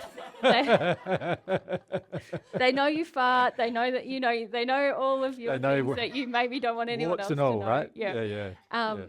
And they want to be your friend. Yeah. So yeah. And they're not motivated to attack you or pull you down or denigrate you or condescend to you or any of those things either. A divine love guide will never demand that you treat them as anything other than equal. Yeah. So if you have a spirit guide who you think is a divine love guide, who you feel like you've got a Highfalutin air about himself, then he's not a divine love guide. no, yeah. Yep. Can you come over there? Yep. Sorry. Who's next? No, over here. Oh, This way. sorry. I'm going Yep. one and the other Yeah, one. you're in Yeah, yeah. charge. Yep. I'm curious about passing along information to other people as like about the spirit world. So Mhm. informing people who have no knowledge or have no belief or no faith, maybe, and So what's the polite way of doing that? Is that yeah, and then I'm curious if that's not taken into their soul, like if they just hear it but they don't necessarily take that information to their soul, are they going to have that information when they do pass, so Yeah, that good they question, yeah. know how to navigate when they get there, how to look for Yeah. a lighter spirit? Yeah. Yeah. No, they're good questions. Yep. Mary's got that. Let me just make sure. Yep. I'm Yeah, good. G'day. Who's next over here? Yep. So we just put the mic down and just pass it to the next person who has their hand up when you're done. Yep. Can I? Yep. It was similar to the spirit guide question. How do I know that I'm talking to my spirit guides? Yeah. How about just generally? How do you know Who's your whether a spirit is a good one or a bad one, Yeah. and guide, guardian, or whether just a family member, or whether they're a family member who is your guide, or whether is family member who is your guardian, or a family member is just trying to mislead you and get you off the wrong track? What how do you know any of these things? Right, is a good question, isn't it? So we'll probably wrap all of that up into that one discussion. Yeah. Yep. So we're here. It's about, I would like to know about the effect of having like a guardian spirit that is following, that's more inclined to natural love than to divine love. If Yep. we could. Yep. Good eye. Yep. Yep. So next is up there. Where are we next? Yep. So through here somewhere. Yep. And just on the subject of guides and guardians, how common or is it possible to have a guardian who is also your guide? Does that ever happen? Yeah, very common. Yeah. Yep, very common. And we can talk about that. Who's next over here? Yep. Just like random thoughts that pop into your head. Yesterday I Where they come from. Yeah. Did they come from my dirty mind, or did they come from right, some other place? Like yesterday, it was like arrogant thoughts, and then just feelings of deep sadness, and then these sexual thoughts, and then feelings that just overwhelming feelings that you and Mary are actually who you say you are. It's like just one thing to the next. Yeah. Where they come from, that's good. Straight in front. Yeah. On this side, we go back to Mandy's next, so just Mandy at the back. Yeah. Oh, yep. Telling the difference between like oppressive spirits around you versus like just your own negative emotions that are stuck. Yeah, so similar question as the one before. Yeah, sort of my feelings. Are they my feelings or spirit's feelings? Sort of thing. We'll cover that. Yep. How to deal with generational issues in your life, healing, health, or also situational from generations being passed. Like you find yourself living almost your mother's life or your grandmother's life, or why do these kind of things happen? Like what's going on there? Yeah. Yep. So how do we say that? How do we say that? That's about spirit influence, really, isn't it? Yeah. Like how are spirits influencing the direction of my life, my decisions? Is that? Well, and also being born with what they were born with. Yes. Healing that. Yep. Is that, and you meaning like with spirits? So with us the spirits. because So I'm going to say spirits and illness. And relationships between spirit and illness in a person on earth. Yeah. Yep. So Michael's next. And Yeah, I'm good. Yeah. Tim.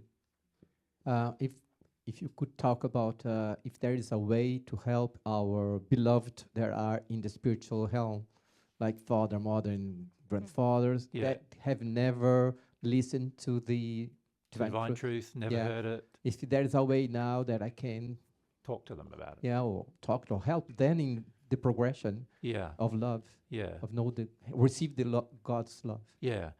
It's very hard because it depends upon their condition to a degree, and we'll talk about that as well. So how to help a loved one, sort of, that also relates to your children and stuff as well. And even whether you can. So sometimes that may not be possible, and we'll talk about why that might not be possible. Okay. Yes. Michael. Can I use more information about the life review to make it more applicable to how I live my life now and my awareness? Yeah. Yeah. So when you pass, how can I understand what's going to happen when I pass, and how can that help me now, sort of thing. And you call it a life review, but actually we need to probably discuss a little bit about when it starts to happen, because for most spirits it doesn't happen immediately. No. It happens well into their spirit life.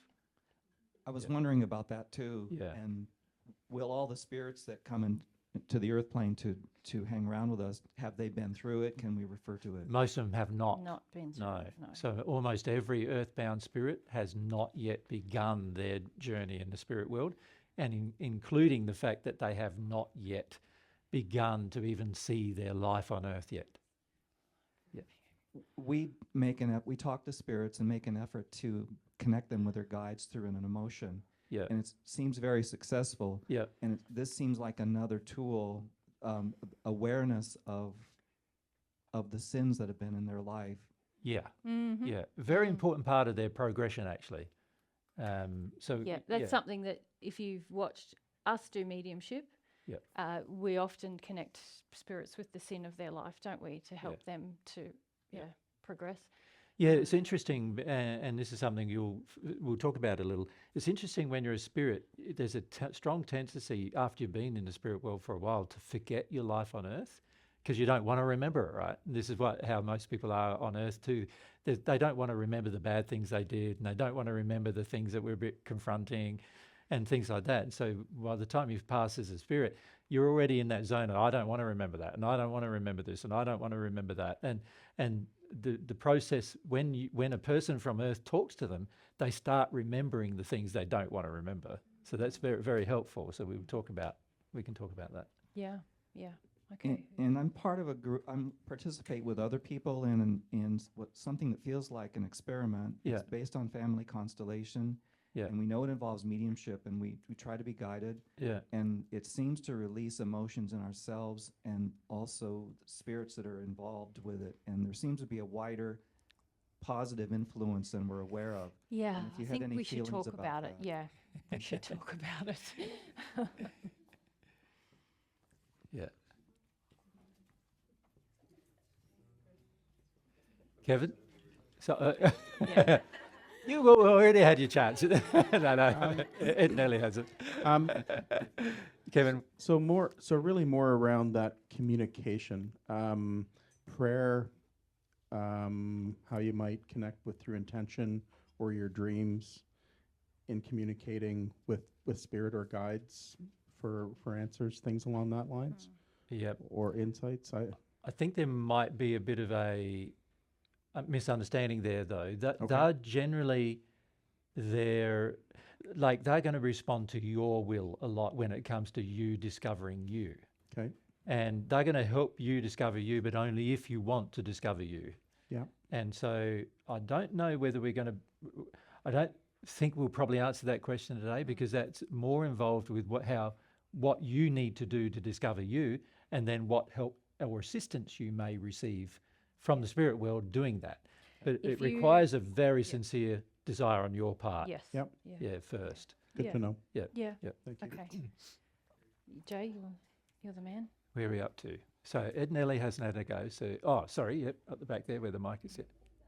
I'd like to ask a question about how to help a friend that I feel has spirit influence causing gender confusion. That could be a big part thing of it. nowadays, isn't it? And just worried about if I have been afraid to bring up the idea that I do believe it's like a spirit influence. If it's loving to just maybe just pray for the spirit, or try to help the spirit without telling the person, or maybe that the person should just be told. Try to how to help them. I don't Very know. good question, and there's some loving ways to address it, of course. Yeah. So let's talk about them. Yep. So we say, should we call it loving ways to address gender confusion? Yeah, I called it gender issues. But Gender let's issues, say gender confusion. Yep. Yep. Good. So now let's come down to Ed Nelly, because she hasn't had a go yet. Oh, sorry, it's already up the back. It's too bad. He's working our way back, and then we're going to have to work our way back front. Sarah. For those people who've come from a Christian background, Yes. and then started to listen to divine truth, and things make sense and it feels like truth. Yep.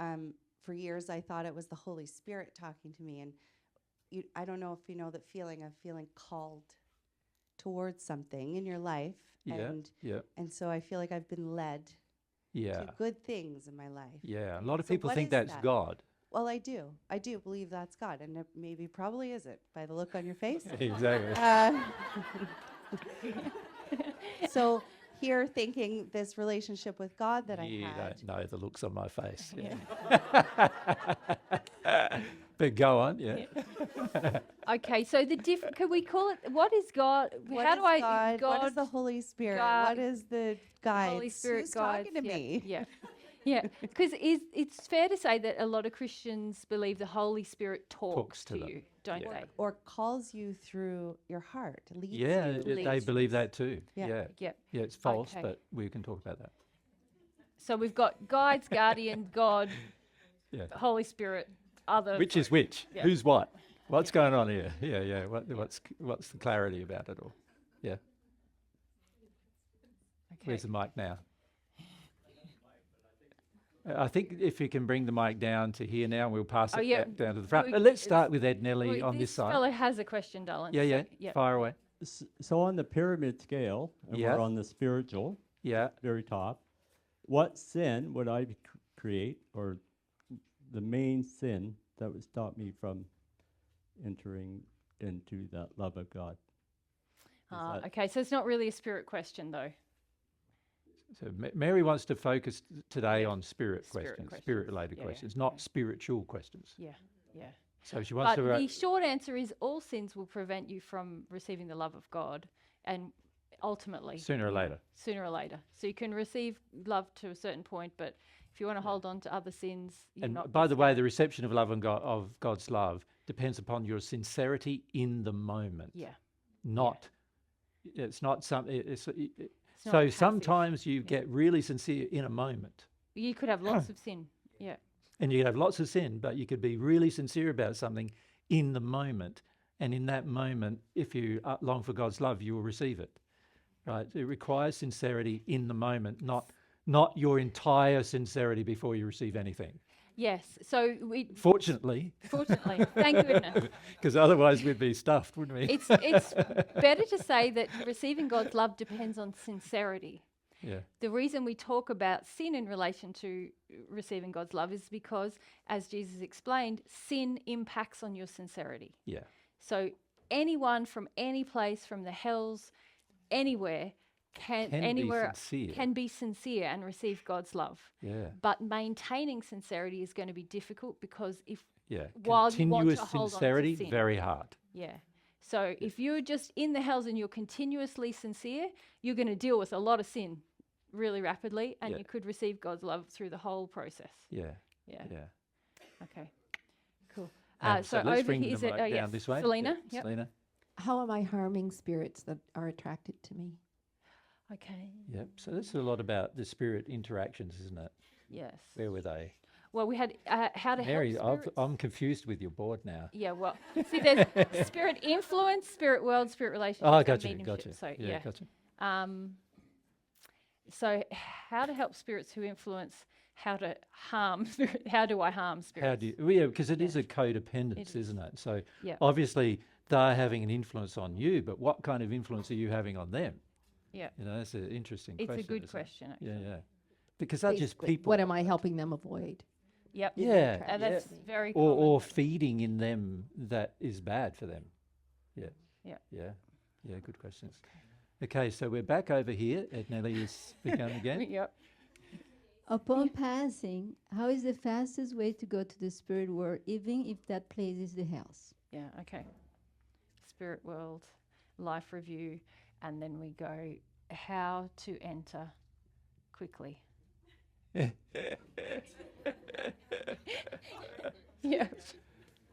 There's this thing I can do. No, I'm just joking. How to enter humbly? Can we call it that? Yeah. Yeah, but honestly, it's something we need to discuss more about, because there is this sort of illusion that what you decide with your mind is going to be what happens when you arrive, and that's not true. It's what your feelings are that are going to decide what happens at the time. And this is so there's a big illusion in many people that you can sort of learn more about the spirit world and learn more about how to ask the right questions and ask the right people and all those things, but actually none of that will probably happen. Well, you won't be thinking of that at the time. Yeah, because you'll just have your feelings, and those feelings that are dominant will be the things you act upon. So let's say you pass, but you're sort of in love with a guy on earth, right? And you pass. The feeling that would be dominant with the feelings of being in love with that guy on earth, so what are you going to do? You're going to forget everything else for a while, and you're just going to go, I can be with him all the time now. And bang, you'll be with him all the time, right? And then he's having sex with somebody else, you're with him still, and when he's doing this, and you might be yelling at him, so don't do that, I'm here, and there's all sorts of things that might go on, but you'll be embroiled in that emotion at the time. And so a lot of people think that their thoughts would be able to be controlled in a much stronger way once they pass, but actually your thoughts are less controlled when you pass. right? So, yeah. We will talk a bit about that. We'll talk about it all, darling. Yeah. We're talking. Maybe. Yeah. Maybe. Is it going to? Yeah. So, Lisa. So I have a question about mediums, like in general, and often you hear that, oh, this person's coming through and they're fine, and this person's coming through and they're fine, and Yeah, they're not telling you they're fine. fine, and Yeah. kind of what's going on there when you keep hearing, like this happened last night when I went home, and someone had gone to a medium, and everyone's fine, and they're telling me. So I just want to clarify how to be. Well, discerning. when somebody asks you how you are, what do you say? Fine. But they almost come Are you through and fine? say, I'm fine, this is like, tell them I'm fine, tell them Well, I'm because they good. want to stop the panic in the people on earth about life after death and everything else. They have motivations to tell everybody that they're fine. They're not fine. But it's the same with the person on earth. When somebody else comes on, are you okay? And you go, yeah, I'm okay, I think. I'm fine. I'll be right. And that's you skipping over all of your stuff and also trying to make them feel like they don't have to worry about you, isn't it? So that's what goes on mostly in the spirit world. People, you go along, ask the spirit how they are, and most of the time they'll say, I'm fine. There are some that won't, but it's only the people who are more honest than that won't. And I wondered, are they actually tuning into the spirit, or are they actually reading them, like, are they tuning to their own God? Well, a lot of mediums have preferences to believe that there's nothing bad in the spirit world. Yeah. So there's a lot of reasons that they have that. One is that who's going to pay them if you go and go, actually, Grandma is in a bad way. Yeah.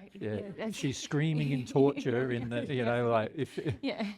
Good. Yeah. So there's one. And then what's the person on earth going to and they get into a panic about their passing and what's going to happen to me if I pass, and when the truth is not known, sometimes it's better. These people think it's better. I'm not saying it's better, but these people think it's better just to say she's fine. Yeah.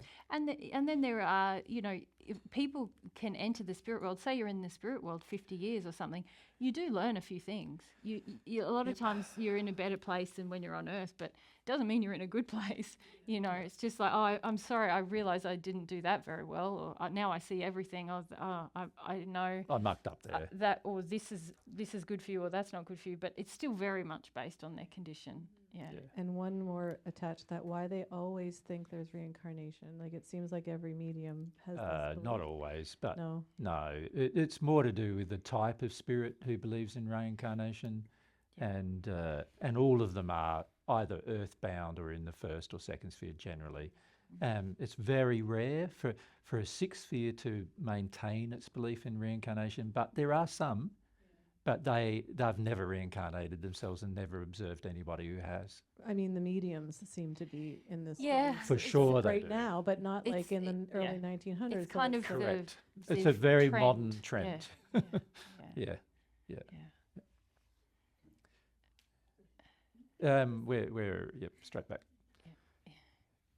I would like to know when you go to God and when you go to your guides, because I tend to go to God for everything, and I've really been kind of, since I've been on this divine love path, neglecting my relationship with my guides. I'm a little bit afraid of it because of all the stuff that's happened to me with spirits. So, what is their function? When should we be going to God, and when? Because I go to God for everything, and it's a good policy. Yeah. Yeah, but some people think they're going to God for everything, and they're not going to God at all. Yeah, I get that, and I think that's happened with me. So maybe some clarification around that. Yeah, so that's sort really of in the about realm this. of guides, guardian, God, Holy Spirit. How do I tell? Who is who? Yeah. Yeah. Yep. Okay. I might have a couple of questions, and maybe they're going to be answered. I was wondering about how to develop our own mediumship so that we can actually, you mentioned that you can feel the spirits and you can communicate with them and understand what they're looking for and asking, and if they're here. I'd love to be able to know that myself. Also, I'd love some more clarification about overcloaking, particularly in adults, not just children. I feel like that's also happening a lot, possibly with what we're seeing with, well, I don't know. It happens a lot. I'm asking. Yeah. It happens a lot. And then the other thing, sorry, there's so many, is about how to never apologize for having questions. Remember, children. Questions. Thank you. Yeah. Good. Thank you. How to develop into my sleep state, to really get into my sleep state, into the spirit world in my sleep state with intention. And remember it. And remember it, but also like if I want to help develop, I feel like there's opportunity there. Yep. Yeah, to understand that better. Yep. There's also reasons why most people don't want to. Yeah, and what might block us from that as well. Yeah. Yes. Yeah. So. Now, we could keep going on with the questions all day and not answer any of them. They're good questions. So I think we can, what we probably need to do now, what is it now? It's time. It's well and truly lunchtime. What, lunchtime? It's 1 o'clock now. So why don't we have a break for lunch, and Mary and I will, if you can leave us alone during the break, Mary and I will sort out sort of priorities on the lists of questions. And then we'll answer them after lunch. This one here, how to develop mediumship. Can I just say, we're not going to answer it today, but it's a passion of mine to develop a tool because everyone is a medium. Everyone is a medium. And most of you are just channeling and most of the all time. the time anyway. Yeah. How to develop it in a loving way, in an ethical and moral way. And in a conscious way. A conscious, moral, ethical way is something that I really want to create some tools about. But we won't do that today because there's a lot. Yeah. To do, yeah. And I feel really passionate about mediums on earth becoming really ethical in the way that they do it. And I feel that requires education. The medium needs to be developed enough in their own relationship with God, but also to be able to educate the person that they're doing mediumship for or with about God's principles. The truth stuff. about the the truth. world. Yeah. So it's something I want to do, guys, but it's not going to happen Not today. today. Yeah. Okay. Thank you.